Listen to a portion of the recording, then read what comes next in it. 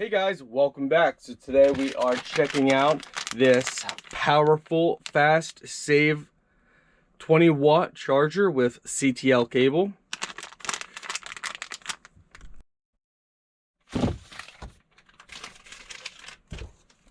So my friends, you get a Type-C to Apple device. You get 2-pack, plenty of cable, plenty of length. You get the wall power adapter, so you would just plug in the Type-C directly in here and plug this into the wall, and then you plug this directly into your device. All Apple devices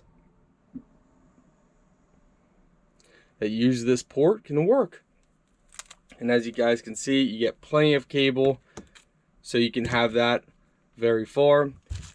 A great pack to take on the go. Have one with you in your vehicle, one maybe on a backpack, one in your room, office, one downstairs. Plenty of cable length. I'll show you guys this up close a little bit here.